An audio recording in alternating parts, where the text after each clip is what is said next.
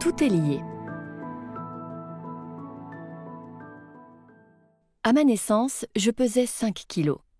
Le médecin de ma mère l'a félicité pour avoir mis au monde l'un des plus gros bébés de l'histoire de l'hôpital.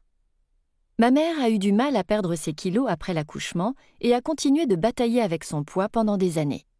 Son médecin traitant lui a dit que c'était normal. Elle venait d'avoir un bébé et elle ne rajeunissait pas après tout. Il lui a dit de manger plus sainement. À la quarantaine, son cardiologue lui a diagnostiqué de l'hypertension. Il lui a déclaré que c'était très courant chez les femmes de son âge et lui a prescrit une enzyme de conversion de l'angiotensine, ECA, pour assouplir ses artères. À la cinquantaine, son médecin l'a informé qu'elle avait du cholestérol, ou de façon plus technique, un taux de triglycérides et de cholestérol LDL élevé et un taux de HDL bas. Il lui a prescrit une statine et lui a dit que c'était presque un rite de passage pour une personne de son âge. Les statines sont l'un des médicaments les plus prescrits de l'histoire américaine, avec plus de 221 millions d'ordonnances rédigées chaque année. À la soixantaine, son endocrinologiste lui a dit qu'elle avait un prédiabète. Le médecin a souligné que cela aussi était très courant, pas de quoi s'inquiéter. Après tout, c'était une pré-maladie, n'est-ce pas? Un trouble qui affecte 50% des Américains adultes. Elle a quitté le cabinet avec une ordonnance de metformine, un antidiabétique prescrit plus de 90 millions de fois par an aux États-Unis. En janvier 2021, à 71 ans, ma mère faisait sa promenade quotidienne avec mon père dans le nord de la Californie lorsqu'elle a éprouvé soudain une vive douleur au ventre et une fatigue inhabituelle. Inquiète, elle est allée voir son médecin traitant qui lui a fait faire des analyses et un scanner. Le lendemain, elle a reçu un texto avec les résultats. Cancer du pancréas stade 4. 13 jours plus tard, elle était morte. Ses oncologues de l'hôpital Stanford ont qualifié son cancer de malchance. Ma mère, qui à l'époque de ce diagnostic voyait 5 spécialistes, qui lui prescrivaient 5 médicaments différents, était fréquemment complimentée par eux pour sa bonne santé, comparée à celle de la plupart des femmes de son âge. Et statistiquement, elle était en bonne santé. L'Américain moyen de plus de 65 ans consulte 28 médecins au cours de sa vie. 14 ordonnances sont rédigées par Américain et par année. Manifestement, il y a quelque chose qui cloche dans notre santé, dans celle de nos enfants et de nos parents. Parmi les adolescents, 18% ont une maladie du foie gras, près de 30% sont prédiabétiques et plus de 40% sont en surpoids ou obèses. Il y a 50 ans, les pédiatres passaient toute leur carrière sans jamais rencontrer ces maladies chez leurs patients. Aujourd'hui, les jeunes adultes vivent dans une culture où les maladies telles que l'obésité, l'acné, la fatigue, la dépression, la stérilité, le cholestérol et le prédiabète sont courantes. 6 adultes sur 10 vivent avec une maladie chronique. Environ 50% des Américains souffriront de maladies mentales au cours de leur vie. 74% des adultes sont en surpoids ou obèses. Les taux de cancer, de maladies cardiaques, de maladies rénales, d'infections respiratoires et de maladies auto-immunes augmentent tous, alors que nous dépensons de plus en plus d'argent pour les traiter. Face à ces tendances, l'espérance de vie américaine subit le déclin le plus prolongé depuis 1860. Nous sommes convaincus que ces taux accrus de maladies mentales et physiques font partie de l'être humain.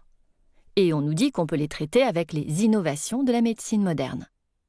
Durant les décennies précédant son diagnostic de cancer, on a fait comprendre à ma mère que le cholestérol, le tour de taille, la glycémie à jeun et l'hypertension étaient des maux qu'elle pouvait gérer à vie avec des pilules. Mais tous ces symptômes qu'elle éprouvait, et qui ont conduit à sa mort, étaient des signaux d'avertissement de la même chose, un désordre dans la manière dont ces cellules produisaient et utilisaient l'énergie. Même mon poids énorme à la naissance, correspondant médicalement à une macrosomie fœtale, était un solide indicateur d'un dysfonctionnement énergétique dans ces cellules, et presque certainement un signe de diabète gestationnel non diagnostiqué.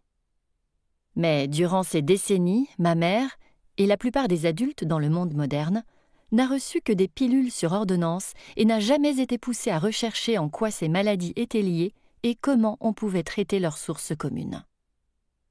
Il y a une meilleure voie, et elle débute par l'identification du plus gros mensonge dans le domaine de la santé. La cause première de l'augmentation des maladies, de l'obésité, de la dépression et de la stérilité serait compliquée. Cela peut paraître radical de prétendre le contraire, jusqu'à ce que vous preniez conscience qu'aucun animal sauvage ne souffre de maladies chroniques. Il n'existe pas d'obésité, de maladie cardiaque ou de diabète de type 2 endémique chez les lions ou les girafes, alors que les maladies évitables liées aux conditions de vie sont responsables de 80% des décès humains modernes. La dépression, l'anxiété, l'acné, la stérilité, l'insomnie, les troubles cardiaques, la dysfonction érectile, le diabète de type 2, la maladie d'Alzheimer, le cancer et la plupart des autres problèmes qui torturent et abrègent nos vies sont en réalité enracinés dans la même chose. Et la capacité à prévenir et inverser ces maladies, et à aller incroyablement bien dès aujourd'hui, est à votre portée. Elle est beaucoup plus simple que vous ne le pensez. Bonne énergie. Je tiens à vous faire part d'une vision de la santé à la fois vaste et audacieuse. Elle prédit la santé et la longévité sur la base de quelque chose de simple, de puissant et d'absolument fondamental. Un seul phénomène physiologique peut changer presque tout ce que vous éprouvez et la manière dont vous fonctionnez aujourd'hui et fonctionnerez à l'avenir. Cela s'appelle « good energy », la bonne énergie. Et si elle exerce une telle influence sur la vie, c'est qu'elle gouverne l'essence même de ce qui vous fait avancer. Que vos cellules aient l'énergie d'effectuer leur travail, qui est de vous nourrir, de vous procurer un esprit clair et des hormones équilibrées, de vous protéger sur le plan immunitaire, de vous donner un cœur structurellement sain et tant d'autres choses. Avoir une bonne énergie est la fonction physiologique principale sous-jacente qui, plus que tout autre processus dans votre corps, vous prédispose à une superbe santé mentale et physique ou, au contraire, à une mauvaise santé et une tendance à la maladie. La bonne énergie est également nommée la santé métabolique. Le métabolisme se réfère à un ensemble de mécanismes cellulaires qui transforment la nourriture en énergie à même d'alimenter chacune des cellules de votre corps. Vous ne vous êtes peut-être jamais demandé si vous aviez une bonne énergie ou non. Quand la production d'énergie cellulaire fonctionne bien, vous n'avez pas besoin d'y penser ou d'en être conscient. Elle se contente d'être. Votre corps possède un superbe ensemble de mécanismes qui font exister la bonne énergie à chaque seconde de chaque jour. Ces mécanismes cellulaires produisent une énergie équilibrée et durable, la répartissent dans les cellules de votre corps et nettoient les déchets qui, autrement, encombreraient le système. Lorsque vous détenez les clés de ce processus critique, vous êtes un cas unique, véritablement positif. Vous vous sentez vivant et dynamique et votre esprit est clair. Vous jouissez d'un poids équilibré, d'un corps sans douleur, d'une peau saine et d'une humeur stable. Si vous êtes en âge de procréer et que vous espérez avoir des enfants, vous disposez de l'état naturel de fertilité qui est votre droit de naissance. Si vous prenez de l'âge, vous vivez délivré de la crainte tenace de subir un déclin physique ou mental précipité ou de développer la maladie qui court dans la famille. Mais lorsque vous perdez les clés de la bonne énergie, tant de choses commencent à tourner mal. Les organes, les tissus et les glandes ne sont après tout composés que de cellules.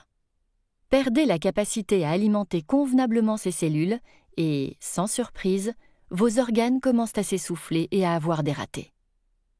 Cela signifie qu'à peu près n'importe quelle maladie peut survenir. Et aujourd'hui, étant donné les pressions que subit la bonne énergie, c'est exactement ce qu'il se passe. Le problème, en termes simples, est un déséquilibre. Les processus métaboliques qui gouvernent nos corps ont évolué sur des centaines de milliers d'années en relation synergétique avec notre milieu.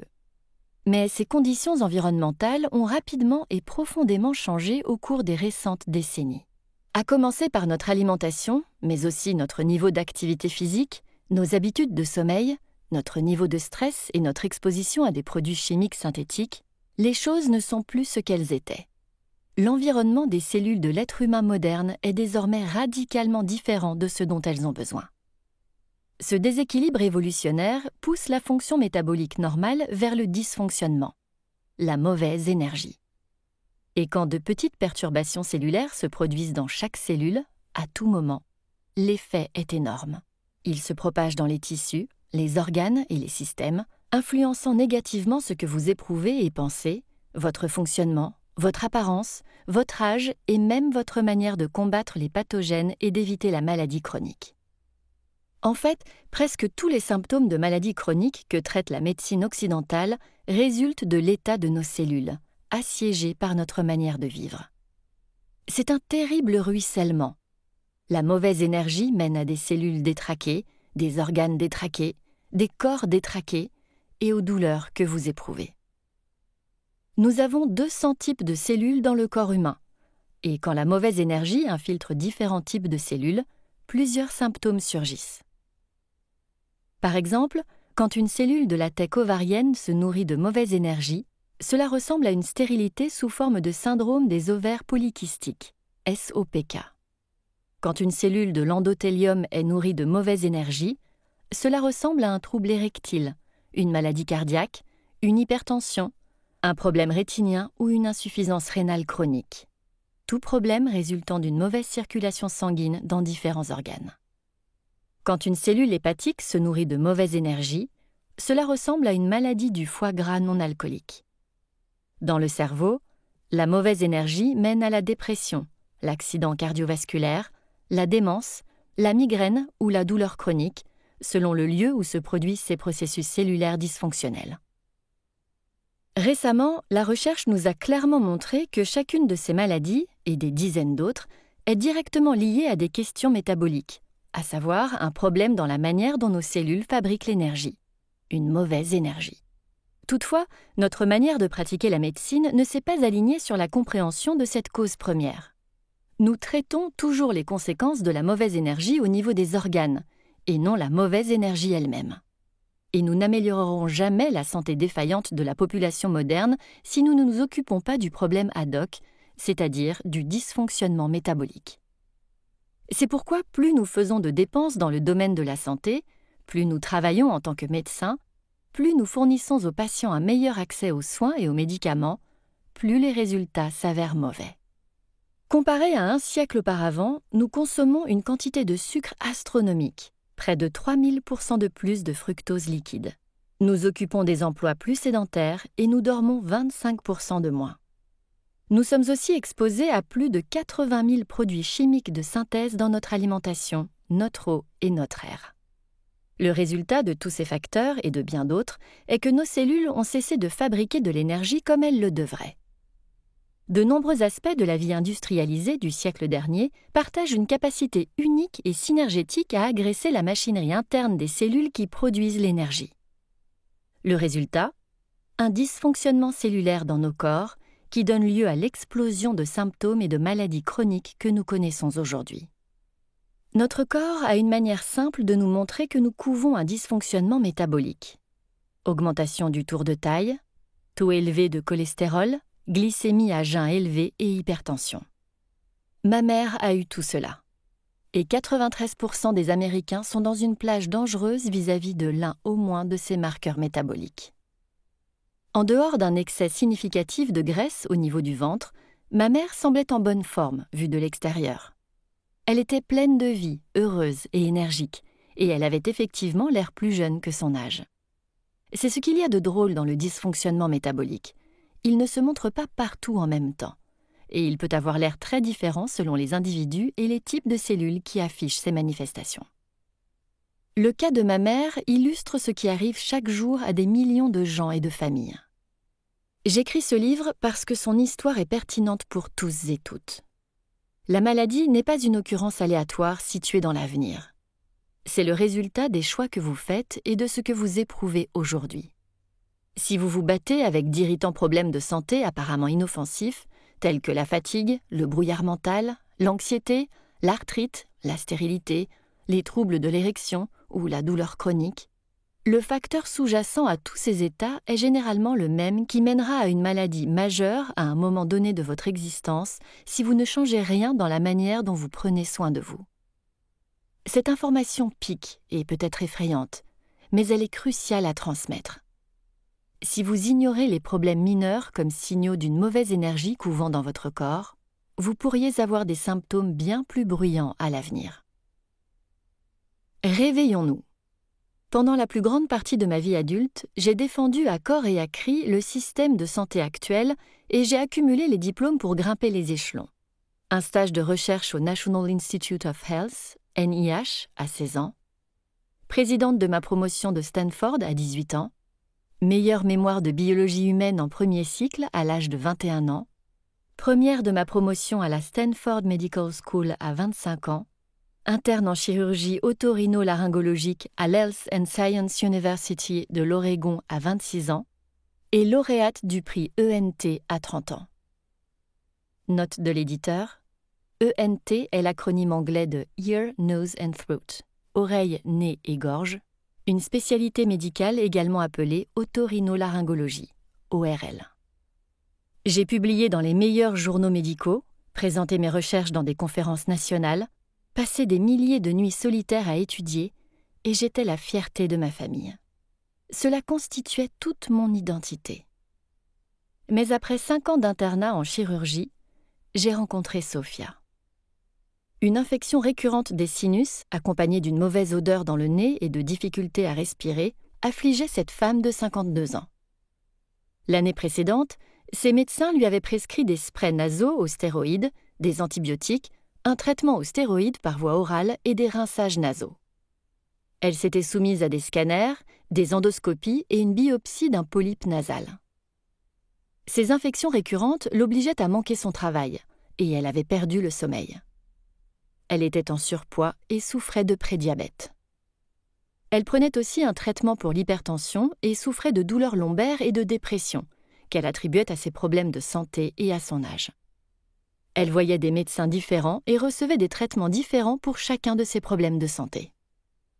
Aucun des médicaments que prenait Sophia pour ses sinus ne résolvait le problème. Aussi avait-elle pris rendez-vous dans mon département de chirurgie. En 2017, j'étais une jeune médecin finissant sa 5e et dernière année de formation en chirurgie. Lorsque Sophia est arrivée sur une civière dans la salle d'opération, j'ai inséré une caméra rigide dans son nez et je me suis servi d'un petit instrument pour casser les os et les tissus enflés et les aspirer hors de ses sinus à quelques millimètres de son cerveau. En phase post-opératoire, les anesthésistes ont eu du mal à contrôler sa glycémie et sa tension avec une perfusion d'insuline et des intraveineuses antihypertensives. « Vous m'avez sauvée », m'a dit Sophia en prenant ma main après l'opération. Mais en la regardant dans les yeux, je ne me sentais pas fière de moi. Je me sentais abattue. Au mieux, j'avais soulagé les symptômes de son inflammation nasale chronique, mais je n'avais absolument rien fait pour guérir les dynamiques sous-jacentes causant cette inflammation. Je n'avais rien fait non plus pour ses autres problèmes de santé. Je savais qu'elle aurait beaucoup d'autres symptômes et qu'elle continuerait à consulter un tourbillon d'autres spécialistes pour des problèmes qui n'étaient pas de mon ressort. Quittait-elle le service post-opératoire en bonne santé après que j'avais altéré pour toujours son anatomie nasale ? Quelles étaient les chances que les facteurs à l'origine de son prédiabète, son excès de poids, sa dépression et son hypertension, tous problèmes de santé dont je savais qu'ils avaient un rapport avec l'inflammation, n'aient absolument rien à avoir avec l'inflammation récurrente de son nez ? Sophia était ma 2e opération des sinus de la journée, la 5e de la semaine. J'avais effectué des centaines de ces opérations durant mon internat sur des tissus sinusaux gravement inflammés. Mais tant de patients retournaient à l'hôpital pour des procédures de suivi et des traitements pour d'autres maladies. Du diabète, de la dépression, de l'anxiété, un cancer, une maladie cardiaque, une démence, une hypertension, une obésité, parmi les plus courantes. Bien que je traite des tissus inflammés de la tête et du cou en chirurgie 1 jour sur 2, pas une fois on ne m'avait enseigné ce qui cause l'inflammation dans le corps humain, ni les liens que celle-ci a avec les maladies inflammatoires chroniques dont souffrent tant d'Américains aujourd'hui. Pas une fois on ne m'avait laissé demander « Mais pourquoi toute cette inflammation ?» Mon instinct me disait que tous les problèmes de santé de Sophia étaient liés, mais au lieu de puiser dans cette curiosité, je restais dans la ligne de ma spécialité, je suivais les règles et je prenais mon bloc d'ordonnances et mon scalpel.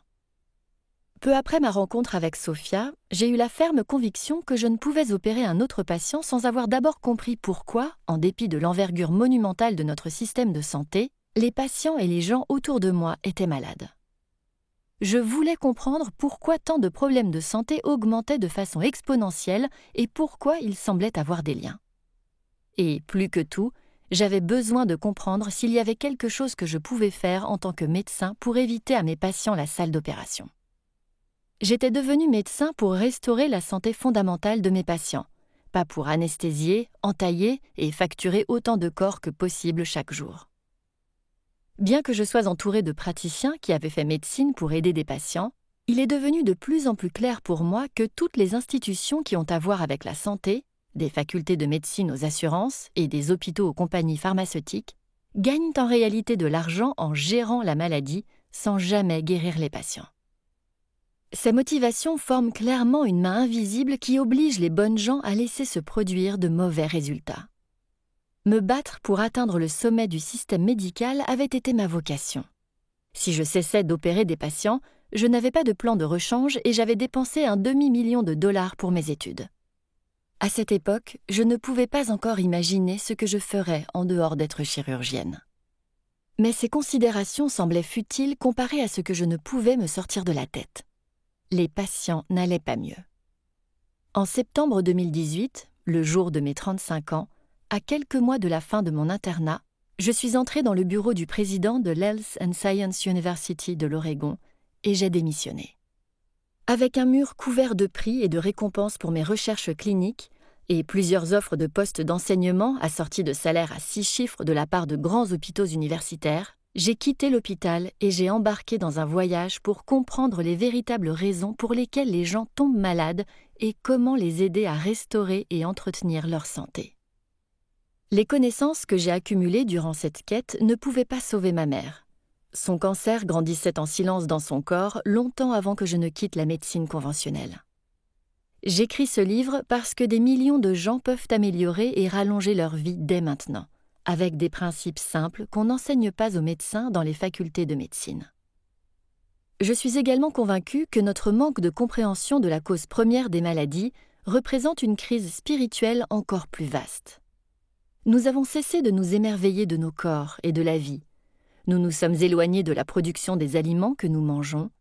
Nous sommes devenus plus sédentaires au travail et à l'école, et nous nous sommes détachés de nos besoins biologiques fondamentaux tels que la lumière du soleil, la qualité du sommeil, la pureté de l'eau et de l'air.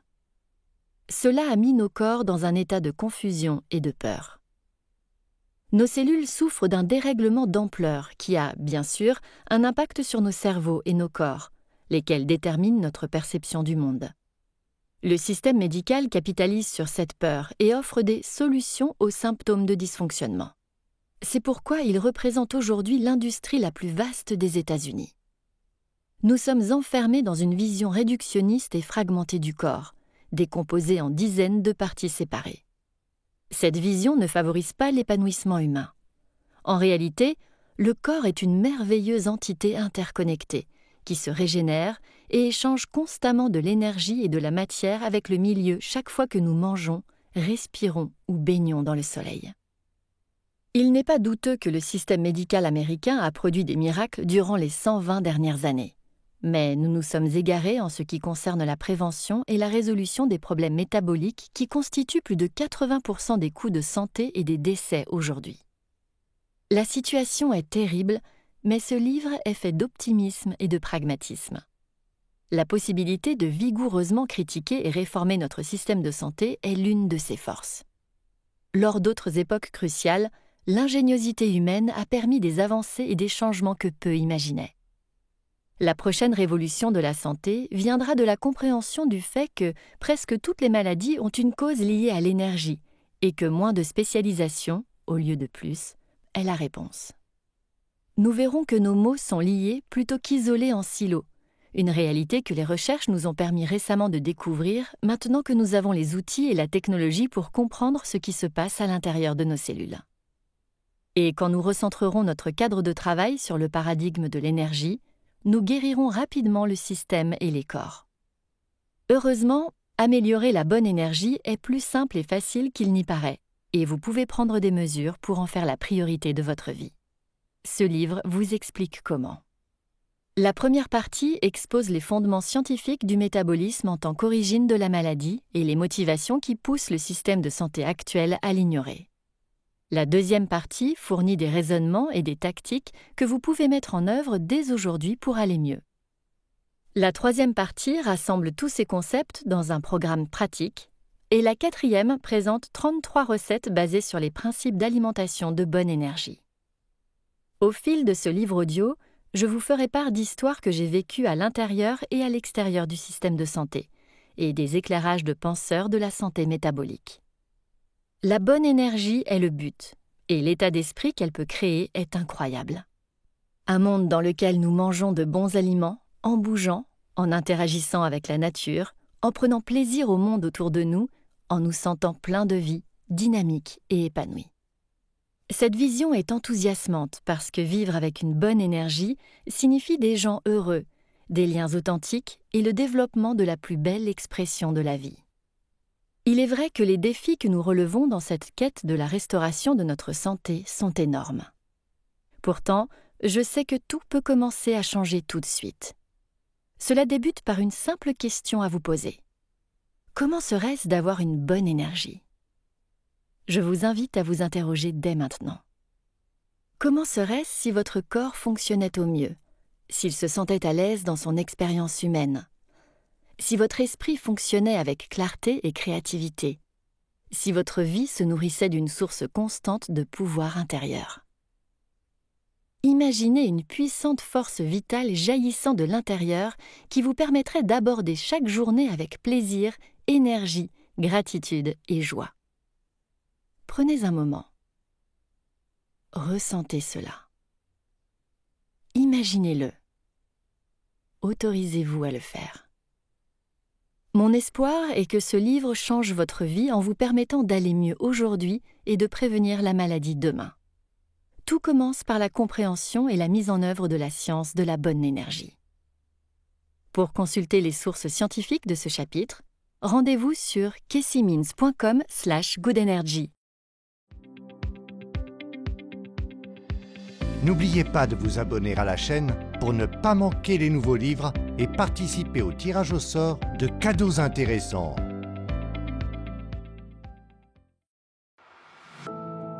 Première partie. La vérité sur l'énergie et le métabolisme. Chapitre 1. Santé en silo contre santé métabolique. À la fin de la faculté de médecine, j'ai dû choisir une spécialité parmi 42 autres, une partie du corps à laquelle consacrer ma vie. La médecine moderne est caractérisée par la spécialisation. À partir de la première année de mes études, je suis passée d'une large perspective sur le corps à une vision de plus en plus étroite. Quand j'ai choisi la préparation à la médecine comme matière principale à l'université, j'ai laissé derrière moi la physique et la chimie pour me concentrer uniquement sur la biologie. À la fac de médecine, j'ai mémorisé les données de la biologie humaine sans me soucier des autres systèmes biologiques comme les plantes et les animaux. En tant qu'interne, je me suis concentrée sur la chirurgie d'une zone particulière, le cou et la tête, sans penser au reste du corps. Si j'avais achevé ces 5 années de formation, j'aurais été en mesure de me focaliser sur une sous-spécialité au sein de cette spécialité. J'aurais pu devenir rhinologue, uniquement le nez, laryngologue, uniquement le larynx, otologue, uniquement les 3 petits os de l'oreille interne, plus la cochlée et le tympan, ou spécialiste du cancer de la tête et du cou, entre autres options. Le but principal de ma carrière aurait été de devenir de plus en plus compétente dans le traitement d'une partie de plus en plus petite du corps. Si j'avais été vraiment compétente dans ce que je faisais, l'establishment médical aurait même baptisé une maladie de mon nom, comme il l'a fait avec le doyen de la Stanford Medical School, un otologue de renommée mondiale appelé Lloyd B. Minor, qui a consacré toute sa carrière à 8 cm² du corps. Dans la maladie qui a pris son nom, le syndrome de Minor, des changements microscopiques dans les os de l'oreille interne mènent à divers symptômes otologiques et troubles de l'équilibre. Le doyen Minor représentait l'ultime modèle du succès pour un médecin. Rester concentré sur sa spécialité et grimper les échelons. On se protège aussi de cette manière. En restant sur sa trajectoire, le clinicien moyen n'est pas responsable du traitement de quelque chose qui sort de l'étendue de sa pratique. Durant ma 5e année, j'étais l'interne en chef en otologie, une sous-spécialité de la chirurgie de la tête et du cou qui s'intéresse à ces 8 cm² du corps autour de l'oreille, contrôlant l'audition et l'équilibre. Je voyais fréquemment des patients comme Sarah, une femme de 36 ans qui était venue consulter pour des migraines réfractaires dont les crises l'affectaient plus de 10 fois par mois. Comme les vertiges et les symptômes auditifs constituent un trait de cette maladie neurologique paralysante, ceux qui en souffrent aboutissent souvent dans ce service spécialisé. Après une décennie d'épisodes de migraine, l'envergure du monde de Sarah avait dramatiquement rétréci. Comme elle vivait avec une pension d'invalidité et qu'elle était clouée chez elle, son existence tournait autour de sa maladie. Elle était si sensible à la lumière qu'elle portait toujours de larges lunettes de soleil et elle marchait avec une canne en raison de son arthrite inflammatoire. Un chien de soutien se tenait toujours à ses côtés.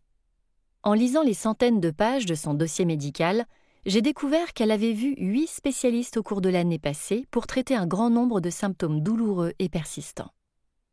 Un neurologue lui avait prescrit des médicaments pour ses crises de migraine. Un psychiatre lui avait ordonné un inhibiteur sélectif de la recapture de la sérotonine pour sa dépression. Un cardiologue lui avait prescrit un remède contre l'hypertension. Un spécialiste des soins palliatifs lui avait ordonné des médicaments supplémentaires pour les douleurs incessantes de ses articulations. Malgré toutes ces interventions et tous ces médicaments, Sarah souffrait toujours. En tournant soigneusement les pages de son dossier, j'étais comme sonnée. Que pouvais-je offrir à cette femme qu'elle n'ait déjà essayé ? Dans mon interrogatoire préliminaire, je lui ai demandé si elle avait essayé le régime d'élimination des migraines. Elle n'en avait pas entendu parler. Cela m'a surprise. Des dépliants sur ce sujet sont disponibles dans toutes les cliniques pour les patients comme elle. Mais une intervention nutritionnelle n'avait pas paru assez importante à mes collègues pour qu'ils en parlent. Au lieu de cela, on l'avait envoyée faire des analyses, d'onéreux scanners, et on lui avait prescrit des médicaments psychoactifs et autres, les uns après les autres. Elle a visiblement regimbé quand je lui ai décrit les possibilités d'un régime qui éliminerait les aliments déclencheurs de migraine. Si une chose aussi triviale que la nourriture pouvait l'aider, semblait suggérer son langage corporel, les médecins lui en auraient parlé depuis longtemps. Elle voulait essayer un autre médicament. Le cas de Sarah n'était pas le premier dans lequel je rencontrais un tel scénario. Les patients arrivaient souvent avec des cas têtus de maladies chroniques et des sacs entiers de paperasse décrivant leurs souffrances. Mais Sarah était cruellement jeune pour un tel volume de souffrances, et elle avait rebondi entre tant de spécialistes que son cas rendait l'échec du système médical particulièrement patent. Elle était malade et devenait de plus en plus malade, vivant non avec une maladie chronique, mais plusieurs. Sans qu'elle le sache, mais c'était évident pour moi, son espérance de vie était certainement écourtée. Elle était frustrée par les soins qu'elle recevait, mais elle s'y fiait tout de même, elle s'y cramponnait même. J'ai essayé de dissimuler mon malaise. Comment pouvais-je rédiger une autre ordonnance sans encourager Sarah à essayer de simples stratégies soutenues par des données significatives ? Mon estomac se nouait à l'idée qu'une autre ordonnance ne serait pas le remède magique qui changerait radicalement sa vie. Elle et moi pouvions nous livrer à la mascarade de susciter de l'espoir avec un nouveau médicament, programmer un suivi à 6 semaines pour voir s'il marchait et nous dire au revoir en nous persuadant que nous avions fait de notre mieux. Mais à un autre niveau, nous savions toutes les deux que l'insuffisance médicamenteuse n'était pas la raison pour laquelle la maladie de Sarah s'exprimait dans tout son corps. Je pouvais faire ce que les autres médecins chargés de son cas avaient fait, et ce qu'on attendait explicitement que je fasse. Désigner la maladie selon un critère basé sur les symptômes, exclure des conséquences en termes de vie et de mort, rédiger une ordonnance, saisir les codes de facturation et passer à autre chose. Cela aurait été une respectable pratique de la médecine. Mais Sarah et d'autres cas complexes comme elle me donnaient envie de travailler autrement, de rechercher en aval et de questionner la cause de ces symptômes. Enlever les couches de l'oignon. Quelle est la cause de la maladie ? Inflammation invisible, partout et d'un coup. En cas de doute, commencez toujours par poser des questions. Et l'évidence dans le cas de Sarah était ceci. Tous ces mots étaient-ils séparés ou bien quelque chose les reliait-il que mes confrères n'avaient pas vu ? En parcourant ces analyses, j'ai remarqué que l'un de ces marqueurs inflammatoires était élevé. Je me suis vaguement rappelé avoir appris à la fac de médecine que ces marqueurs augmentent dans les cas de diabète et d'obésité. J'ai également noté que Sarah souffrait d'arthrite inflammatoire. L'inflammation chronique était en jeu. Alors je me suis posé une autre question. L'inflammation pouvait-elle jouer un rôle dans la migraine ? Étonnamment, une rapide recherche dans les publications médicales m'a suggéré plus d'1 millier d'articles scientifiques faisant le lien entre les deux. Je savais bien que l'inflammation se réfère au gonflement, à la chaleur, à la rougeur, au pus et à la douleur perçue quand des cellules se précipitent à l'endroit d'une blessure ou d'une infection. Tous ces symptômes sont utiles. Ils indiquent qu'une défense robuste et coordonnée se produit pour contenir, résoudre et guérir des tissus endommagés. Le système immunitaire recherche toujours ce qui est étranger, inopportun ou nocif et bondit pour répondre en quelques secondes à la détection d'un problème. Après la résolution du problème, le système immunitaire éteint l'inflammation et tout revient à la normale. La chaleur, la rougeur, le gonflement et la douleur disparaissent. Mais le bilan de santé de Sarah et ses autres marqueurs était confondant. Elle n'avait aucune blessure ou infection manifeste. Ce n'était pas un phénomène temporaire dans son cas. Sa réaction inflammatoire était allumée et restait allumée au point de causer des dégâts collatéraux à son corps. Pourquoi le système immunitaire resterait-il ainsi activé et demeurerait-il dans un état persistant d'alarme et de défense, chroniquement inflammé, en dehors de situations aiguës au point de causer des dommages collatéraux aux tissus corporels? En réfléchissant à ce que je traitais en tant que chirurgienne ORL, quelque chose m'a frappée. C'était presque toujours de l'inflammation. En médecine, le suffixe « it » signifie inflammation. Et notre pratique était faite de sinusite, amygdalite, pharyngite, laryngite, otite, chondrite, thyroïdite, trachéite, adénite, rhinite, épiglottite, sialadénite, parotidite, cellulite, mastoïdite, ostéomyélite, névrite vestibulaire, labyrinthite, glossite et autres. J'étais un médecin de l'inflammation et je ne m'en étais même pas rendu compte. En tant qu'ORL, mon travail consistait à éteindre l'inflammation où qu'elle se produise, dans l'oreille, le nez ou la gorge. Ce processus comprenait l'administration d'anti-inflammatoires par voie orale, nasale, intraveineuse, par inhalation ou application sur la peau, spray nasal Flonase, irrigation nasale de stéroïdes composés, crème à la prédnisone, perfusion de solumédrol et nébuliseur de stéroïdes. Toutes sortes de choses pour traiter l'emballement du système immunitaire dans ses corps. À supposer que ces médicaments échouent, comme c'était le cas chez ma patiente à sinusite, Sophia, nous passions au niveau supérieur, à la chirurgie. Pratiquer une perforation pour réduire l'obstruction causée par l'inflammation et drainer les liquides inflammatoires. Parfois, nous intervenions mécaniquement pour forcer l'anatomie à faire de la place au gonflement. Nous pouvions insérer des tubes dans un tympan pour drainer le liquide, percer des os crâniens pour laisser s'écouler le pus, ou insérer un ballon pour élargir une voie respiratoire étrécie par l'inflammation. Les médicaments et la chirurgie coupaient provisoirement l'inflammation ou en minimisaient les effets, un peu comme on soumet un assaillant avec du jiu-jitsu. Mais les tissus recommençaient à gonfler et le pus à s'accumuler dans la région bloquée. En tant que professionnel de santé, il ne faisait pas partie de la description de notre poste de chercher pourquoi l'inflammation ne cessait de revenir. Mais lorsque j'ai commencé à enlever les pelures de l'oignon, les pourquoi se sont multipliés. Pourquoi les systèmes immunitaires de patients comme Sophia et Sarah étaient-ils chroniquement emballés? Pourquoi des cellules qui auraient dû être saines envoyaient-elles des signaux de peur et recrutaient-elles des cellules immunitaires pour venir à leur aide? Je ne voyais ni ne détectais de menaces évidentes, comme une coupure ou une infection, pas plus que mes patientes. Alors pourquoi ces cellules étaient-elles effrayées au niveau microscopique?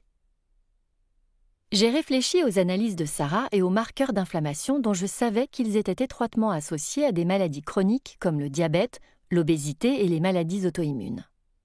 Et soudain, cela m'a frappé. Se pouvait-il que tous ces symptômes, pas seulement dans le champ ORL, soient mus par l'inflammation? Un seul mécanisme pouvait-il provoquer tant d'états maladifs différents? Toutes les parties de son corps réagissaient-elles à la même menace invisible? De mon point de vue actuel, cela semble d'une évidence ultime. Des recherches ont montré que l'inflammation chronique est l'instigateur essentiel de toutes sortes de maladies et de maux en dehors de l'oreille, du nez et de la gorge. Du cancer aux maladies cardiovasculaires, en passant par les maladies auto-immunes, les infections respiratoires, les maux gastro-intestinaux, les troubles dermatologiques et neurologiques. Pourtant, cela ne faisait pas partie de la culture médicale institutionnelle de réfléchir à ces liens, ni de creuser pour se demander pourquoi toute cette inflammation était là. J'ai commencé à comprendre combien j'en savais là-dessus. Lorsque j'avais fait mes devoirs à la maison d'histologie et contemplé des centaines de diapositives de chair et de tissus humains sous le microscope, j'avais été émerveillée par les plus de 40 000 milliards de cellules qui composent le corps humain. Émerveillée par leur complexité et leur minuscule importance dans les fondements mêmes de la vie, et par le fait que nous ne sommes faits que de cellules. Elles contiennent tant d'informations en elles. Chaque cellule est un petit univers bourdonnant de travail et d'activité. Et le résultat de toutes ces activités, en termes simples, ce sont nos vies. Nos cellules ne peuvent pas parler et nous dire ce qu'elles craignent. Mais du point de vue d'une cellule, il est incroyable de se dire que les réponses au pourquoi sont là. Des réponses complexes, oui, mais pas aussi déconcertantes, compliquées ou spécialisées que certains aimeraient nous le faire croire. Après ma démission de mon poste d'interne en chef à l'OHSU, une occasion de découverte s'est ouverte devant moi. Libre de combler les trous que mes études conventionnelles avaient laissés dans mes connaissances, et me sentant infiniment plus saine et dynamique, je me suis jetée à corps perdu dans une formation avancée en biochimie nutritionnelle, en biologie cellulaire, en biologie des réseaux et en médecine fonctionnelle, ce qui a étendu et révolutionné ma compréhension de la santé et de la maladie. J'ai fait la connaissance de dizaines de médecins qui, comme moi, avaient quitté de prestigieuses institutions afin de pratiquer une meilleure médecine et d'aider les patients à guérir au lieu de les gérer. Revigorée et en regain d'inspiration, j'ai très vite ouvert un cabinet médical dans le quartier de Pearl District à Portland et je me suis joyeusement installée dans un espace de coworking avec des fenêtres ensoleillées et beaucoup de plantes. J'ai fait savoir à quelques amis et collègues que je faisais désormais autre chose. Au lieu d'offrir des soins aux malades, j'avais l'intention de générer la santé. Au lieu de gérer des maladies depuis le pinacle de la médecine en tant que chirurgienne renommée, je travaillerai à restaurer et entretenir la santé depuis la base de la pyramide grâce à des conversations approfondies et des plans personnalisés. Ensemble, mes patients et moi jetterions les fondations d'un corps sain et solide. La rumeur s'est répandue et mon carnet de rendez-vous s'est vite rempli. De nombreux patients venaient me voir avec des faisceaux de maladies chroniques et des états réfractaires, comme ceux de Sarah et Sophia. Mais cette fois, nous commencions à traiter le problème par un autre bout, le niveau cellulaire fondamental. Je m'occupais avant tout de donner aux cellules ce dont elles avaient besoin pour effectuer leur travail et d'éliminer ce qui les en empêchait avec des modifications nutritionnelles, des changements du mode de vie et un soutien cellulaire global. Les résultats qu'obtenaient mes patients étaient également différents, souvent transformateurs. Des maux têtus, gain de poids, mauvais sommeil, douleurs récalcitrantes, maux chroniques, cholestérol et même problèmes de reproduction, ont commencé à se résoudre, parfois en quelques semaines, parfois en quelques mois. L'inflammation a commencé à disparaître pour ne jamais revenir. Les patients réduisaient ou même cessaient leur traitement. L'espoir et l'optimisme faisaient leur retour chez les gens que j'ai eu la chance d'aider. Les résultats venaient souvent du fait d'en faire beaucoup moins. Ils venaient de faire le contraire de ce que j'avais appris, à savoir ajouter toujours un autre médicament ou une autre intervention. J'ai appris beaucoup de choses en pratiquant la médecine de cette manière. La moindre n'est pas que l'inflammation, qui mène à la maladie, à la douleur et à la souffrance, s'enracine en raison de dysfonctionnements essentiels à l'intérieur des cellules, influant sur leur fonctionnement, leurs signaux et leur reproduction. Une chose est devenue flagrante. Si nous voulons restaurer la santé générale du corps et de l'esprit, nous devons ôter la couche superficielle du mécanisme de l'inflammation et examiner le centre même des cellules. Des troubles difficiles à voir, métabolisme, mitochondrie et défaillance. Après avoir passé des années à creuser la question de ce qui cause l'inflammation chez des patients comme Sarah, la réponse s'est avérée remarquablement simple. L'inflammation est la réaction qu'ont les cellules menacées par un manque de puissance persistant en raison de processus de mauvaise énergie. Les cellules immunitaires se précipitent dans les zones du corps qui sont en danger et produisent par conséquent de l'inflammation.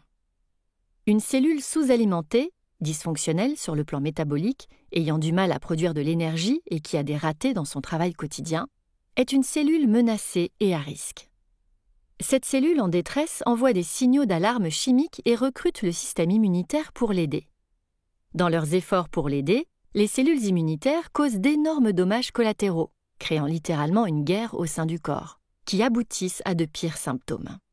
C'est la raison pour laquelle l'inflammation chronique marche main dans la main avec un dysfonctionnement métabolique et des symptômes étendus. Plonger dans le monde de la biologie cellulaire peut paraître une perspective intimidante, mais il existe une mesure simple à même de puissamment recadrer notre compréhension de la santé et de la maladie: la manière dont les mitochondries fabriquent de l'énergie dans la cellule.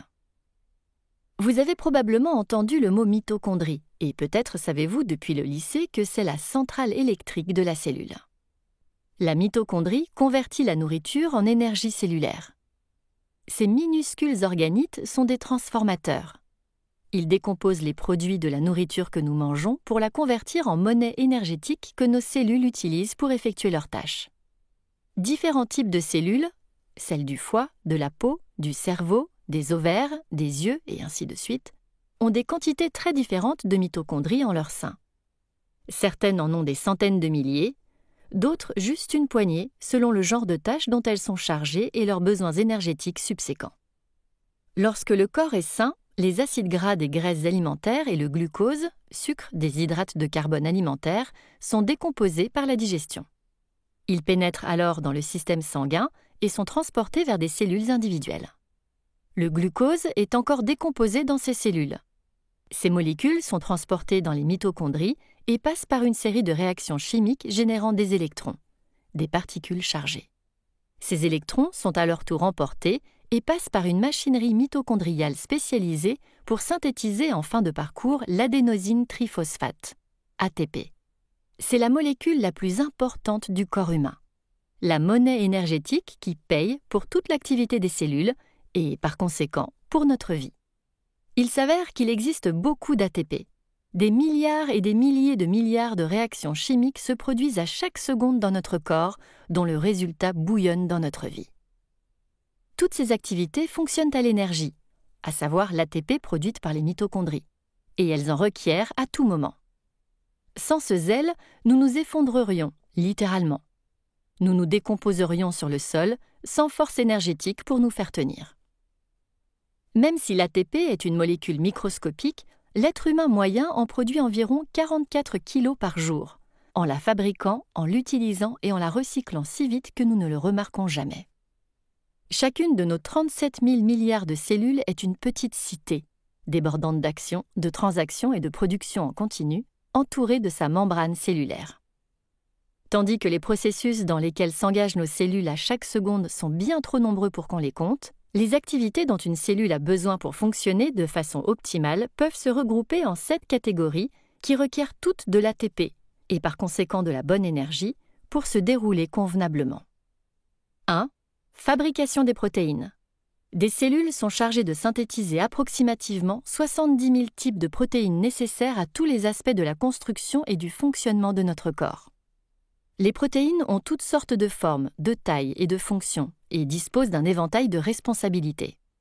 Elles peuvent être des récepteurs à la surface des cellules, des canaux à travers lesquels le glucose ou d'autres choses circulent dans et au dehors de la cellule, un échafaudage structurel dans la cellule pour lui donner sa forme et l'aider à bouger, des régulateurs qui se fixent sur l'ADN et activent ou suppriment des gènes, des pourvoyeuses de signaux aux molécules, comme les hormones et les neurotransmetteurs qui transmettent l'information à d'autres cellules, et des ancres qui maintiennent les cellules voisines attachées.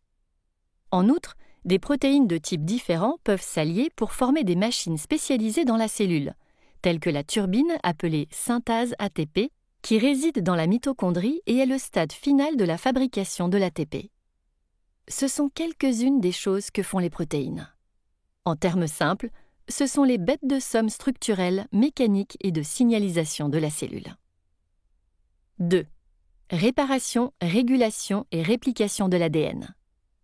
Ces cellules sont chargées de la réplication de leur ADN afin que chaque nouvelle cellule ait une copie complète du matériel génétique durant le processus de la division cellulaire. Elles réparent aussi tout dommage à l'ADN pour prévenir des mutations qui pourraient mener au cancer ou à d'autres maladies. En outre, certaines cellules ont des mécanismes complexes pour modifier la structure en 3 dimensions du génome à travers les changements épigénétiques qui décident quels gènes sont exprimés dans un type de cellule donné et à quel moment. Nos cellules se remplacent et se régénèrent constamment, et les processus de la reproduction de l'ADN et de la division cellulaire sont là pour ça. 3. Signalisation cellulaire. Au sein de la cellule, toute l'activité est coordonnée par la signalisation cellulaire. Des messages biochimiques microscopiques sont constamment transportés à l'intérieur et à l'extérieur de la cellule pour lui donner des instructions et des informations sur ce qui doit être fait, où doivent aller les choses, et ce qui doit être allumé ou éteint. Par exemple, pour ramener la glycémie à la normale après un repas, le corps produit de l'insuline. Cette dernière s'attache à la surface des cellules, déclenchant une série de signaux qui les poussent à envoyer des canaux de glucose vers leur membrane pour permettre au glucose de pénétrer à l'intérieur. Les cellules communiquent constamment avec d'autres cellules grâce à diverses voies de signalisation, qui transmettent l'information par des signaux chimiques comme les hormones et les neurotransmetteurs ou des impulsions électriques. 4. Transport. Tout comme les camions transportent des marchandises partout dans le pays, les cellules doivent déplacer des matériaux moléculaires pour que tout fonctionne convenablement. Chaque cellule est capable d'emballer, d'étiqueter et d'expédier des molécules avec une incroyable précision dans son environnement microscopique. Par exemple, quand la cellule fabrique un lot de sérotonine, un neurotransmetteur, elle l'emballe dans une enveloppe cellulaire appelée vésicule et l'expédie sur la protéine motrice, comme une petite voiture, jusqu'à la membrane cellulaire pour agir sur les neurones voisins. Ce processus est à l'origine de vos pensées et vos sentiments. Certaines cellules, comme les cellules immunitaires, doivent aussi se transporter elles-mêmes dans le corps. Quand une cellule immunitaire est poussée par un signal inflammatoire chimique à se rendre sur la scène d'une situation menaçante, elle se lance de la moelle osseuse dans le système sanguin, comme si elle filait sur l'autoroute. Une fois atteint l'organe en danger, elle rampe dedans en étendant des projections semblables à des doigts, jusqu'à ce qu'elle rejoigne le site où elle doit effectuer son travail. 5. Homéostasie. Des cellules travaillent constamment à maintenir de saines conditions opérationnelles, comme le pH, la concentration de sel, les gradients des molécules qui génèrent des impulsions électriques et la température. L'entretien de cet environnement optimal, dans lequel les réactions chimiques du corps peuvent prendre place, est appelé homéostasie. 6. Élimination cellulaire et autophagie. Des cellules sont également capables de recycler leurs propres composants grâce à un processus appelé autophagie, littéralement se manger soi-même. C'est une manière d'éliminer les parties des protéines endommagées et d'en recycler les matériaux bruts. Quand la mitochondrie subit ce recyclage et ce renouveau, on l'appelle la mitophagie, une composante essentielle de l'entretien des populations mitochondriales au sein des cellules. Plus dramatiquement, des cellules peuvent aussi provoquer leur propre mort pour faire de la place à des cellules plus saines, un processus capital appelé apoptose. 7. Métabolisme. Et bien sûr, la production d'énergie elle-même. Même cela demande de l'énergie pour fonctionner. Chacune de ces activités requiert de l'ATP, fabriqué par des mitochondries en bon état de marche. Quand les matériaux convenables sont disponibles en quantité correcte, les mitochondries produisent une énergie suffisante pour les activités de la cellule. Cela a des retombées sur la santé de tout le corps. Les organes, pour parler simplement, sont des agrégats de cellules. Des groupes de cellules saines et énergétiques qui accomplissent leur devoir en devenant des organes sains, lesquels effectuent à leur tour leur travail. Chaque cellule a le plan dont elle a besoin pour travailler. Elle nécessite simplement les ressources pour le faire. Mais lorsque les mitochondries ne disposent pas de bonnes conditions ou sont encombrées de mauvais matériaux en mauvaise quantité, elles ne produisent pas assez d'ATP pour que les cellules puissent faire le job. Ce problème de mauvaise énergie au niveau cellulaire n'a pas seulement des conséquences pour les organes, il pousse les cellules à déclencher l'alarme. Quelque chose ne va pas, nous avons besoin d'aide. Le système immunitaire, toujours prêt à prêter main forte, arrive alors en un éclair. Dans ce cas, le problème n'est pas une infection ou une blessure que les cellules immunitaires pourraient éponger en un tournement. C'est quelque chose de plus profond, un problème fondamental du fonctionnement des cellules.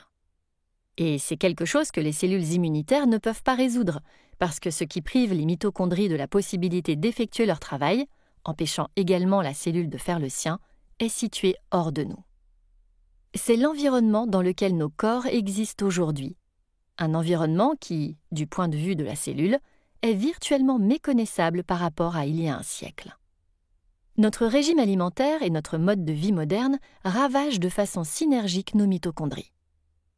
Celles-ci et les cellules qui les abritent ont coévolué sur des lustres en relation avec notre environnement. Leurs mécanismes fonctionnent en lien avec une combinaison de données et d'informations qui arrivent de l'extérieur dans nos corps et finalement en elles. Certains nutriments, la lumière du soleil et les bactéries dans nos intestins, parmi d'autres choses, contribuent à activer ou alimenter les cellules et leurs centrales électriques avec ce dont elles ont besoin pour fonctionner. Mais beaucoup de ces flux de données et d'informations ont radicalement changé, entravant la fonction mitochondriale correcte et lui infligeant des dommages. Une cellule immunitaire essayant de soutenir une cellule malade et menacée par son dysfonctionnement mitochondrial est complètement impuissante. Elle ne peut pas stopper les facteurs nocifs et la carence de ressources résultant de l'environnement artificiel de notre monde industriel actuel. Une cellule immunitaire ne peut pas vous empêcher de boire un soda, vous obliger à filtrer votre eau et à éteindre les notifications de votre téléphone, vous empêcher d'ingérer des pesticides et des perturbateurs endocriniens, ni vous forcer à vous coucher plus tôt. Aussi, la cellule immunitaire utilise-t-elle les outils à sa disposition? Elle recrute d'autres cellules immunitaires, envoie davantage de signaux inflammatoires et continue de lutter jusqu'à ce que les choses se résolvent. Mais les choses ne se résolvent pas parce que les données environnementales nuisibles n'ont pas de solution. Voilà la racine de l'inflammation chronique. Un groupe de cellules qui ne fonctionne pas en raison d'une dysfonction mitochondriale et d'une réaction zélée, et pourtant impuissante, du système immunitaire, se traduit par une dysfonction de l'organe, puis par un symptôme. La plupart des symptômes chroniques contre lesquels nous luttons aujourd'hui sont en réalité diverses expressions du même désastre se produisant dans d'autres parties du corps. Les mitochondries sont lésées par la manière dont nous vivons, les cellules mal alimentées deviennent dysfonctionnelles, le système immunitaire essaie d'aider mais ne le peut pas, et ce faisant rend les choses encore pires. Comment notre environnement actuel ravage-t-il nos mitochondries? La réponse tient en 10 facteurs principaux, dont nous parlerons davantage dans la deuxième partie, tous étroitement liés. 1. Suralimentation chronique. La suralimentation chronique consiste à consommer plus de calories et de macronutriments que le corps ne peut en absorber sur une longue période et peut mener à un dysfonctionnement mitochondrial de plusieurs façons.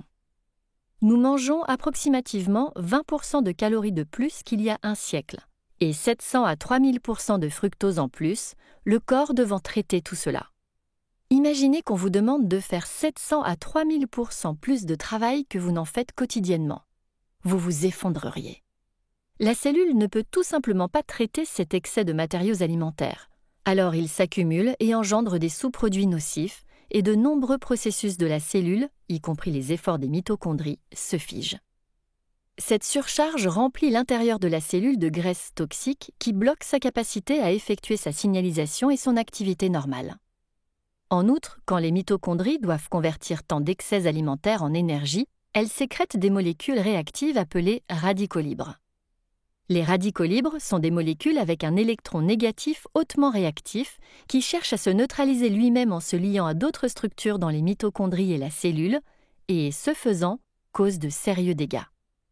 Le corps dispose de plusieurs mécanismes pour neutraliser les radicaux libres, y compris la production d'antioxydants qui attachent et étouffent les radicaux libres.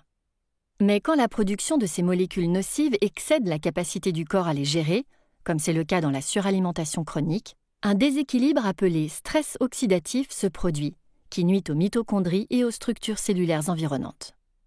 Normalement, les radicaux libres restent à un niveau bas et contrôlé, et agissent comme des molécules de signalisation dans la cellule. Mais quand leur niveau échappe à tout contrôle et que le stress oxydatif prend le dessus, c'est toute une chaîne de dégâts qui s'enclenche. Un niveau sain de radicaux libres est similaire à un joli feu de camp. Le stress oxydatif ressemble à un incendie de forêt destructeur. Une des raisons principales pour lesquelles nous consommons trop d'énergie alimentaire est le large accès que nous avons à des aliments industriels ultra transformés qui détériorent les mécanismes de la satiété et déclenchent directement la faim et les envies. Ces aliments industriels sont chimiquement conçus pour être addictifs et constituent près de 70% des calories que les gens consomment aujourd'hui aux États-Unis. 2. Carence en nutriments. L'absence de certains micronutriments comme les vitamines et les minéraux peut aboutir au dysfonctionnement mitochondrial.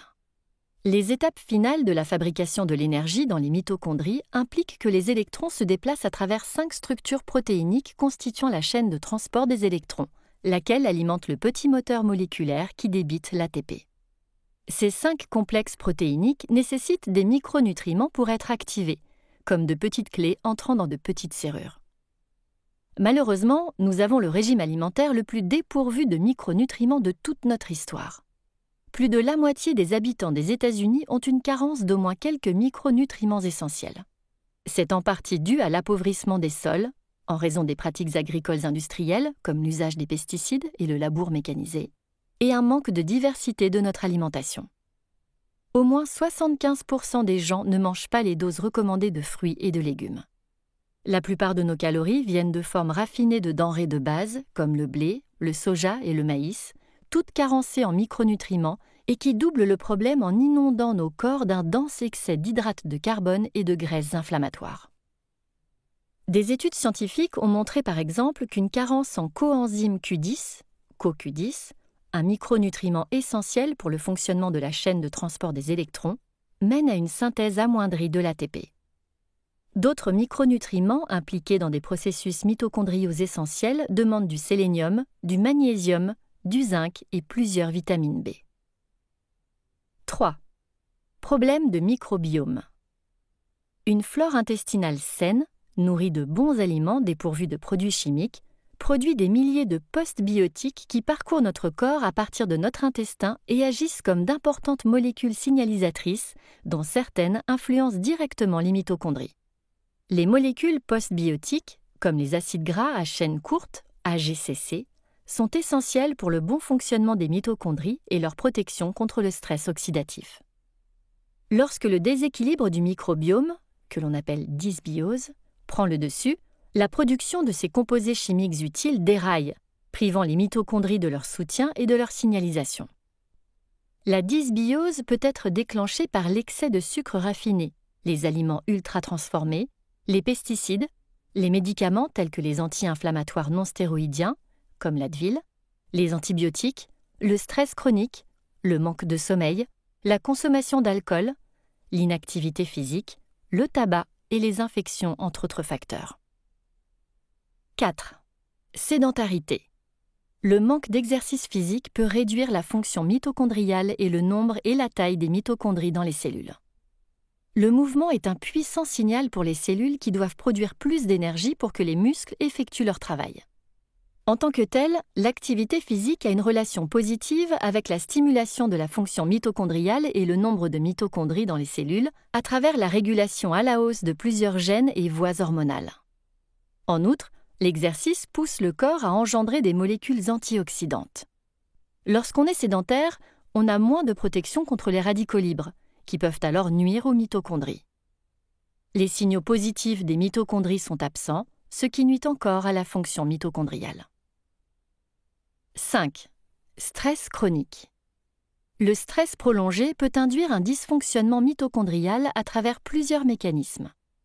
Le premier active la sécrétion de cortisol, une hormone de stress stéroïde qui endommage directement les mitochondries.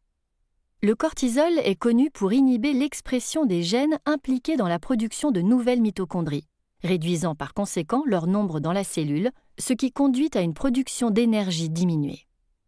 L'excès de cortisol engendre également un nombre plus important de radicaux libres, en partie en inhibant la production d'antioxydants. 6. Médicaments et substances. De nombreux médicaments nuisent aux mitochondries. Ils comprennent plusieurs antibiotiques, les produits de chimiothérapie, les antiviraux, les statines, les bêta-bloquants et les remèdes de l'hypertension appelés inhibiteurs des canaux calciques.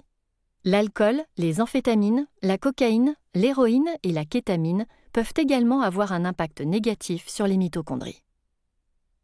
7. Manque de sommeil.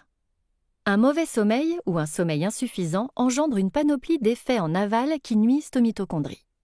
Le manque de bon sommeil conduit à des déséquilibres hormonaux, y compris l'altération des taux de cortisol, d'insuline, d'hormones de croissance et de mélatonine, lesquelles interagissent toutes avec les mitochondries. En outre, ils perturbent l'expression des gènes impliqués dans la production et la réplication de nouvelles mitochondries. Comme le stress, le manque de sommeil multiplie les radicaux libres, à la fois en activant l'engrenage cellulaire qui fabrique les radicaux libres et en inhibant la production d'antioxydants. 8. Toxines et polluants environnementaux. De nombreux produits chimiques de synthèse, qui font désormais partie de nos stocks de nourriture, de notre eau, de notre air et de nos produits de consommation, font des ravages dans nos mitochondries.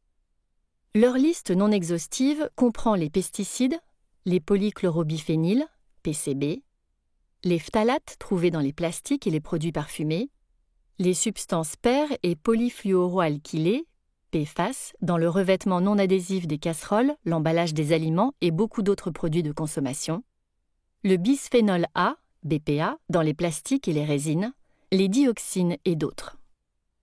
Certaines substances naturelles, comme les métaux lourds, se sont frayées un chemin dans notre environnement et nuisent directement aux mitochondries. Elles comprennent le plomb, le mercure et le cadmium. Outre celles-ci, la fumée de cigarette et les produits de vapotage sont parmi les toxines les plus puissantes pour nos mitochondries et notre biologie. Vous êtes-vous déjà demandé pourquoi les cigarettes sont si mauvaises pour la santé ? Une raison cruciale est que les produits chimiques de la fumée de cigarette, comme le cyanure, l'aldéhyde et le benzène, causent directement la mauvaise énergie. Ils nuisent à la fonction mitochondriale, font muter l'ADN mitochondrial et provoquent des changements structurels des mitochondries, leur renflement. L'alcool aussi peut être considéré comme une toxine mitochondriale. On a montré qu'il change la forme et la fonction des mitochondries, qu'il endommage l'ADN mitochondrial, qu'il génère du stress oxydatif et nuit à la génération de nouvelles mitochondries. 9.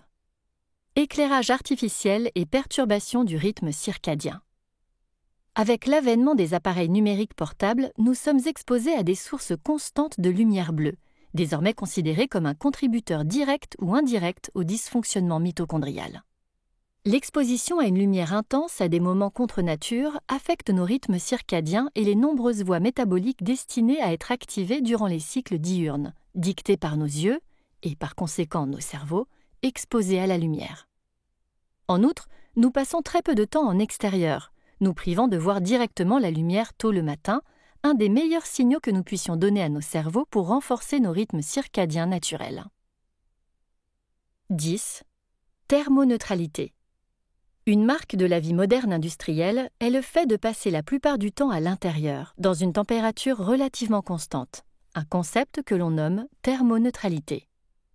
Il est intéressant de savoir que les écarts de température sont formidables pour la fonction mitochondriale, car le froid incite le corps à générer plus de chaleur en accroissant l'activité mitochondriale et en favorisant la fabrication et l'utilisation d'ATP. Il a été montré par ailleurs que l'exposition à la chaleur active les protéines de choc thermique, HSP, au sein des cellules, ce qui peut protéger les mitochondries et aider à maintenir leur fonction. Les HSP peuvent aussi stimuler la production de nouvelles mitochondries et améliorer leur efficacité dans la production d'ATP. Glycémie et insuline. Lorsque les mitochondries sont endommagées par les facteurs listés précédemment, elles ne sont plus capables d'effectuer leur tâche qui consiste à convertir l'énergie des aliments en énergie cellulaire. Elles deviennent des machines inefficaces et provoquent des accumulations, ce qui est un gros problème. Normalement, les produits de décomposition des lipides et des glucides sont transportés dans les mitochondries pour être transformés en ATP. Dans l'idéal, nos besoins en énergie correspondent plus ou moins à notre ingestion d'aliments. Nos mitochondries ne sont pas endommagées par les facteurs environnementaux exposés ci-dessus et le processus dans son intégralité se déroule sans accroc. Mais ce n'est pas ce qui se passe. Lorsque les mitochondries ne fonctionnent pas correctement, la conversion des glucides et des lipides en ATP est perturbée et ces matériaux bruts se transforment en amas de mauvaise graisse à l'intérieur de la cellule. Toute cellule qui n'est pas une cellule adipeuse et qui est remplie d'acides gras constitue un gros problème. Parce que les activités cellulaires normales que nous avons vues tout à l'heure, la signalisation cellulaire et le transport de molécules sont entravés. Cet excès d'acides gras cause un embouteillage à l'intérieur de la cellule. Quand c'est le cas, la signalisation de l'insuline, qui a un énorme impact sur la glycémie, est bloquée. Dans des circonstances normales, lorsqu'un pic de sucre survient dans le système sanguin après l'ingestion et la digestion d'un repas riche en hydrates de carbone, l'insuline sécrétée par le pancréas parcourt le corps, s'attachant aux récepteurs d'insuline sur les cellules pour leur signaler d'amener des canaux à la surface afin de laisser entrer le glucose. Mais quand la cellule est remplie de graisse, ce processus de signalisation est perturbé. Les canaux de glucose ne sont pas amenés jusqu'à la membrane cellulaire et le glucose ne peut pas entrer dans la cellule. Il est bloqué. Ce blocage, qu'on appelle la résistance à l'insuline, est une manière pour la cellule de se protéger d'un bombardement excessif d'énergie issue des aliments, glucose. La cellule sait qu'à cause de problèmes mitochondriaux, elle ne peut pas convertir ce matériau brut en énergie cellulaire. Aussi, elle en bloque l'entrée. La résistance à l'insuline fait que le glucose demeure en excès dans le sang, causant une flopée de problèmes. Ce n'est pas tout. Le corps est très intelligent. Il sait que cet excès de glucose circulant dans le sang peut poser des problèmes. Alors, il fournit de super efforts pour encourager les cellules à l'absorber. Il pousse le pancréas à produire beaucoup plus d'insuline, ce qui aboutit à des taux élevés d'insuline dans le sang, pour vaincre le blocage de la signalisation. Et, étonnamment, ça marche, pendant un moment. Pendant des années, le corps peut compenser la résistance à l'insuline en pompant un supplément d'insuline, en bombardant les récepteurs à insuline et en forçant le glucose à entrer dans les cellules. Durant cette période de surcompensation, la glycémie peut paraître normale, alors qu'un dysfonctionnement sévère et une insulinorésistance sont à l'œuvre. Avec le temps, la cellule submergée, remplie de graisse et de mitochondries dysfonctionnelles, ne peut plus se gaver de glucose. C'est alors qu'on voit des individus avec des pics aigus de glycémie et une difficulté à les contrôler. Et c'est là que gît la racine des problèmes glycémiques, comme le prédiabète et le diabète de type 2, des maux qui affectent 50% des adultes et près de 30% des enfants aux États-Unis. C'est l'effet domino du dysfonctionnement mitochondrial, causé par plusieurs facteurs environnementaux, qui mène à une accumulation de glucose et d'acides gras.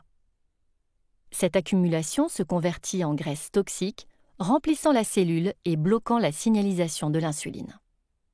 On a donc une cellule qui a du mal à absorber le glucose à partir du système sanguin et une résistance à l'insuline qui mène finalement à une augmentation de la glycémie quotidienne.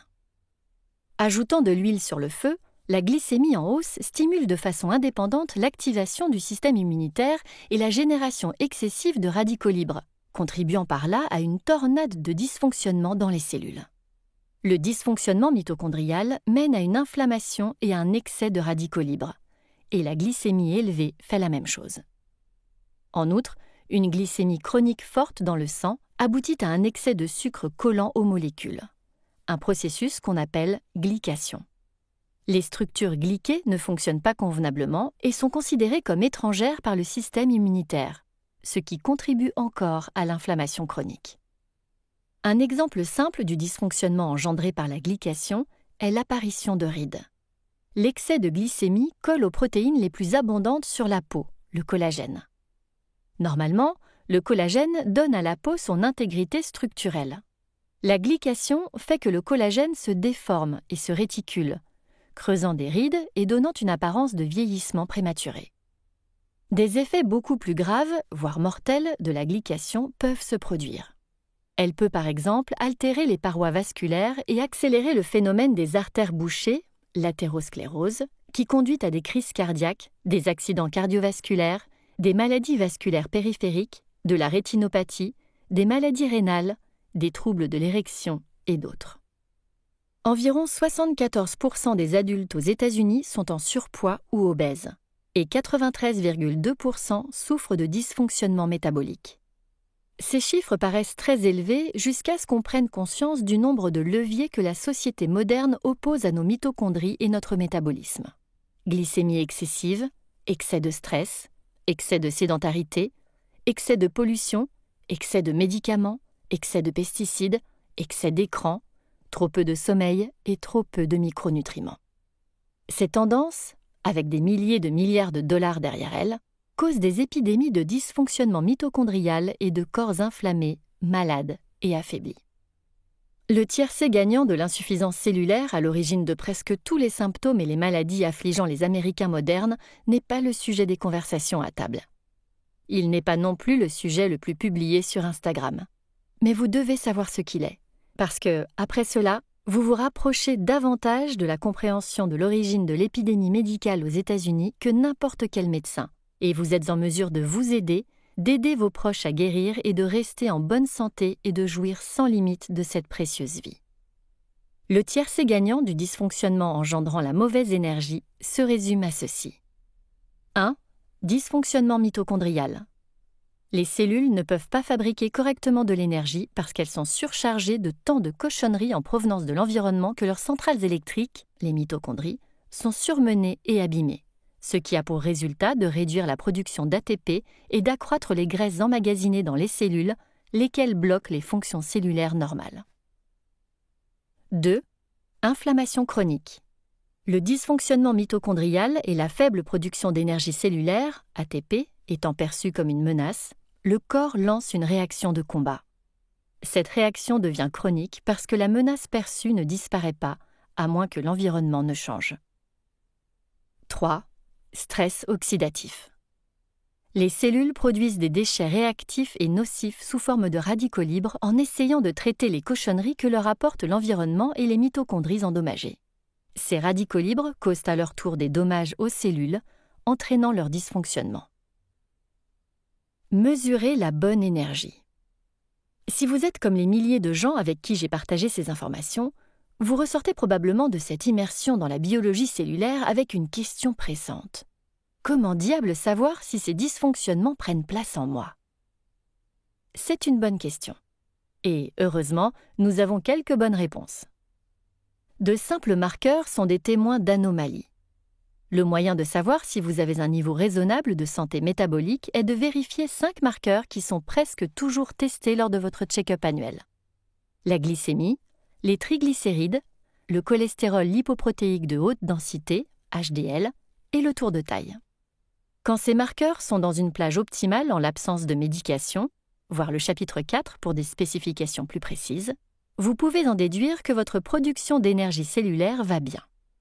Vous vous sentez typiquement dynamique, en bonne santé et dépourvu de douleur. Vos sensations vous disent aussi que votre corps a une bonne énergie, le fondement d'une bonne santé globale. Lorsque plusieurs de ces marqueurs dépassent la plage optimale, toutefois, c'est une autre histoire. Ce sont alors des panneaux indicateurs de l'état opposé, un syndrome métabolique.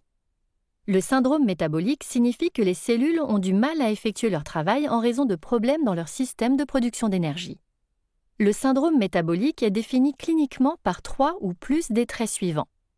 Glycémie à jeun de 100 mg par décilitre ou plus, tour de taille de plus de 88 cm pour les femmes et 102 cm pour les hommes, cholestérol HDL inférieur à 40 mg par décilitre pour les hommes et 50 mg par décilitre pour les femmes, triglycérides de 150 mg par décilitre ou plus, pression sanguine de 130 sur 85 mm de mercure ou supérieure.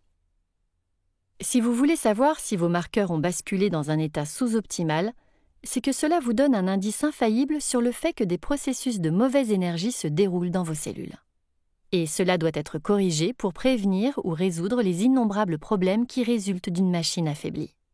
Vous en apprendrez beaucoup plus là-dessus dans la deuxième partie, où je vous montrerai comment, malgré les défis monumentaux qu'affrontent vos cellules au quotidien, établir ou rétablir un fonctionnement convenable en améliorant vos biomarqueurs, instaurer ou restaurer votre santé et guérir ou prévenir les maux les plus courants et les maladies de notre temps est quelque chose que chacun et chacune d'entre nous peut faire.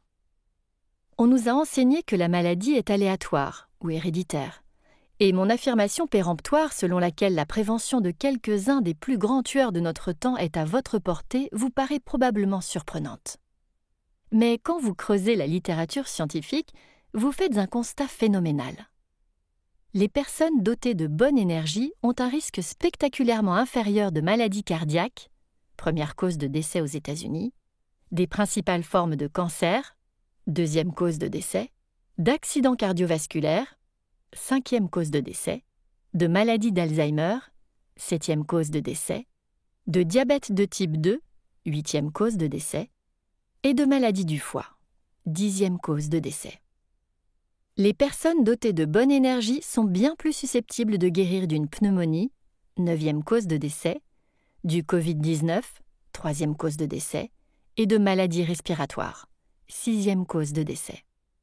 Les études montrent que 70% des gens souffrant de troubles cardiaques et 80% de ceux souffrant d'Alzheimer ont une glycémie dysfonctionnelle. Un métabolisme affaibli en énergie, en partie représenté par une glycémie élevée, équivaut à une cible dans votre dos. Il vous prépare à une vie écourtée, un lent et douloureux voyage vers la mort, d'innombrables symptômes corporels et cérébraux et des dépenses de santé significativement élevées. Même si vous avez surtout des symptômes mineurs, comme la fatigue, l'infertilité et le brouillard mental, l'évidence est claire. Vous pouvez améliorer ces problèmes en comprenant comment votre corps traite l'énergie, en faisant de votre alimentation une information pour optimiser cette machine et en adoptant des comportements très simples à même de fournir les informations biochimiques pointues dont vos cellules ont besoin pour s'épanouir. Vous pouvez vous sentir sans limite, positif, vif, puissant et libre. Sortir du cadre réductionniste de la médecine conventionnelle pour adopter une perspective cellulaire unifiée de la santé et de la maladie m'a fait l'effet d'un bouleversement radical. Cela fait probablement le même effet en tant que patient. Aujourd'hui, j'ai l'impression d'avoir une clé en or massif dans la main, ouvrant ce qui ressemblait à une serrure impénétrable. Cette clé déverrouille la possibilité de vous sentir mieux et de mieux fonctionner, même si vous endurez depuis longtemps des circonstances éprouvantes, voire accablantes. Cette clé détient une sorte de super-pouvoir. Un super-pouvoir qui peut tous nous aider, jeunes et vieux, à éviter ces symptômes et ces maladies chroniques qui sont tragiquement normalisées aujourd'hui et chez des gens scandaleusement jeunes. Il n'est pas normal que 74% de la population d'un pays soit en surpoids ou obèse, que 50 millions de personnes aient des maladies auto-immunes, ni que 25% des jeunes adultes aient la maladie du foie gras. Il n'est pas normal que la cause principale des visites chez le médecin soit le sentiment vague d'être fatigué. Vous disposez maintenant d'un aperçu de la manière dont presque tous les symptômes du monde occidental sont reliés, et comment l'une des plus grosses erreurs de la médecine est de croire que les gens qui ont la vingtaine, la trentaine ou la quarantaine sont en bonne santé simplement parce qu'ils ne sont pas ouvertement malades ou en surpoids. En fait, les données suggèrent que la plupart des Américains de cet âge, peu importe leur poids, ne sont pas dans une santé optimale.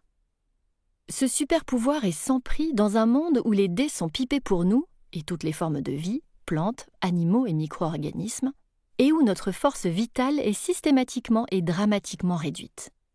Pour comprendre exactement pourquoi, nous devons faire un zoom arrière depuis l'intérieur de nos cellules pour contempler quelque chose de plus étendu. Le spectre métabolique de la maladie. Pour consulter les sources scientifiques de ce chapitre, rendez-vous sur kcmeans.com/goodenergy. Chers auditeurs, nous espérons que vous avez aimé ce livre. Vous pouvez écouter la version intégrale du livre en suivant le lien dans la description.